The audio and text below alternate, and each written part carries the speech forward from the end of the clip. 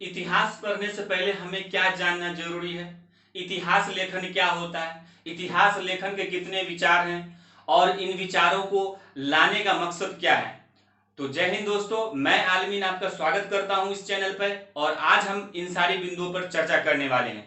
तो देखिए फ्रेंड, इतिहास जब भी हम पढ़ते हैं तो उससे पहले मुझे जानना जरूरी हो जाता है कि इतिहास के कितने विचारधाराएं हैं, क्योंकि कोई भी इतिहास जो आप पढ़ते हैं तो उसके एक अलग विचारधारा होता है और वो एक चीजों को अपने विचारधारा के आधार पर सही ठहराने का काम करता है।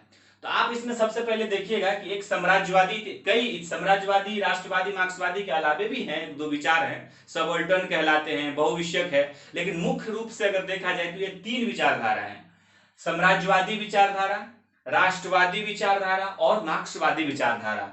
तो देखिए, साम्राज्यवादी इतिहास कब है? जब 1984 ईस्वी में विलियम जोन्स ने एशियाटिक सोसाइटी की स्थापना की थी। तो उसका मकसद था कि भारतीय इतिहास को इस रूप में लिखना और भारतीय इस इतिहास को इस रूप में दर्शाना कि भारत के लोग ये समझ जाए कि हमारा जो गुलाम होना है वो हमारे हक में है। यानी कि साम्राज्यवाद, उपनिवेशवाद को सही ठहराने का इस विचारधारा का मकसद था। साम्राज्यवादी इतिहासकार कहते हैं कि भारत को अभी आजाद नहीं किया जा सकता है, भारत अभी गुलाम रहेगा, उपनिवेश रहेगा, क्योंकि भारत अभी उस लायक नहीं है। और वो ये दर्शाने का कोशिश करता है कि हम जो तुम्हारे ऊपर शासन कर रहे हैं वो तुम्हारे भलाई के लिए कर रहे हैं, तुम्हारे विकास के लिए कर रहे हैं। यानी कि हम जो तुम्हारे ऊपर शासन कर रहे हैं उससे तुम्हारा विकास होगा, अगर हम चले जाएंगे तो फिर तुम अंधविश्वासों में खो जाओगे। तो ये हमारा था साम्राज्यवादी इतिहास, मतलब ये उपनिवेशवाद को सही ठहराने का प्रयास करता है, भारत के अंदर अंग्रेजी हुकूमत को सही ठहराने का प्रयास करता है। और इसके अगर मुख्य इतिहासकारों के नाम लें तो इसमें आ जाता है कि विलियम जोन्स आ जाते हैं, और मैक्स मुलर है, जेएस मिल है और हीगल है। और हीगल को ही भारत में जो है साम्राज्यवादी इतिहास का जो है अग्रदूत माना जाता है, हीगल को ही। उसके बाद अगर हम राष्ट्रवादी विचारधारा की बात करें तो राष्ट्रवादियों ने क्या किया कि जब 19वीं सदी आया, हमारे यहाँ जब बुद्धिजीवी लोग आने लगे, पढ़े लिखे लोग आने लगे, वेस्टर्न से पश्चिम से पढ़ के लोग आए, तो उन्होंने सोचा कि अरे ये क्या हो रहा है, हमारा जिस तरह से इतिहास लिखा जा रहा है, हमको जिस तरह से इतिहास बताया जा रहा है वो तो है ही नहीं। इसमें हमको साम्राज्यवादी बता रहा है कि तुम्हारा इतिहास, तुम्हारा प्राचीन, तुम्हारा जो परंपरा सब बेकार है, तुम्हारा जो है हम आए तभी तुम्हारा विकास होगा, ये तो सब गलत है। जबकि हमारा परंपरा तो एकदम जो है, हमारा जो प्राचीन समय जो था हमारा तो गोल्डन एज था। तो इन्होंने इसको उजागर करने का प्रयास किया और राष्ट्रवादी ने कहा कि नहीं, ये जो साम्राज्यवादी लोग हैं ये सिर्फ जो है अपना फायदा सोचते हैं और भारत के लोगों पर अपना हुकूमत जमा के रहना चाहते हैं, और इसीलिए हमको इस इतिहास को अपने अनुसार लिखने की आवश्यकता है। और इन्होंने, राष्ट्रवादियों ने कहा कि नहीं, ये जितनी बातें साम्राज्यवादी लोग कह रहे हैं वो सारी बातें सही नहीं है। फिर इन्होंने राष्ट्रवादी कहा कि नहीं, हम पूरा भारत एक राष्ट्र है, हमारा प्राचीन भी बहुत ब्राइट था और अभी भी हम, और हमारे अंदर पूरी क्षमता भी है, हमने बहुत सारे वेद पुराण हमने लिखा है।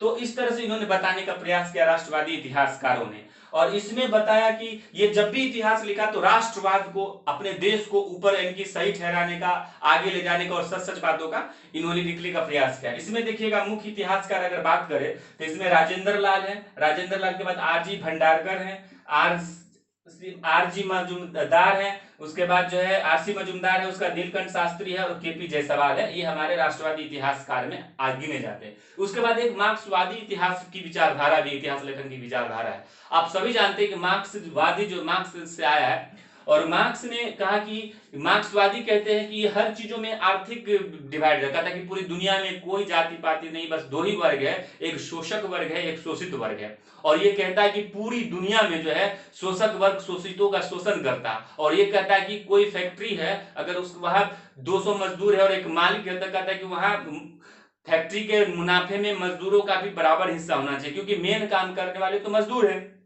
ये मार्क्सवादी इतिहास लेखन का विचारधारा, यानी कि इनके इतिहास लेखन में हर चीजों में आर्थिक वर्गीकरण किया गया। और इन्होंने 4-5 सार्वभौमिक नियम बताया कि, कहा कि एक क्रम है, ये अपने बाद सब चेंज होता रहेगा। इन्होंने कहा कि सबसे पहले आदिम समाज आएगा, और आदिम समाज था, आदिम समाज के बाद दास्ता आएगा, दास्ता के बाद जो है सामंतवाद आएगा, सामंतवाद के बाद जो है पूंजीवाद आएगा, और पूंजीवाद के बाद फिर जो है साम्यवाद आ जाएगा। उस तरह से अगर इसमें देखें तो इसमें मुख्य इतिहासकार जो है डीडी कौशांबी है, आर एस शर्मा है, रोमिला थापर है, इरफान हबीब है, बिपिन चंद्र है और डी.आर. चन्ना, इन सारे ये मुख्य इतिहासकार का मैंने यहाँ नाम बताने का प्रयास किया है। तो एक बार अगर हम रिवाइज करें कि इतिहास लेखन क्या है, तो इतिहास को जब हम लिखते हैं तो कई विचारधाराओं से हमारा वो प्रभावित होता है। इसमें मुख्य रूप से हमने 3 विचारधारा को माना जाता है, जो कि एक होता है राष्ट्रवादी, दूसरा होता है साम्राज्यवादी और तीसरा होता है मार्क्सवादी।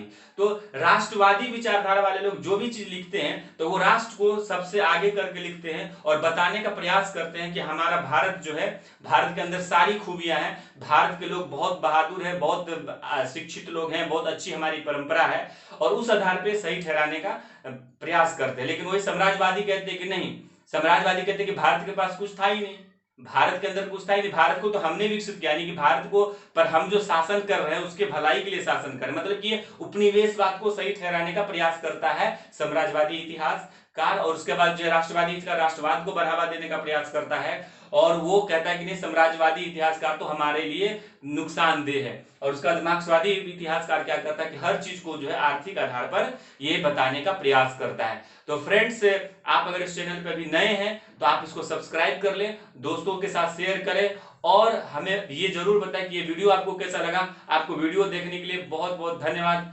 जय हिंद।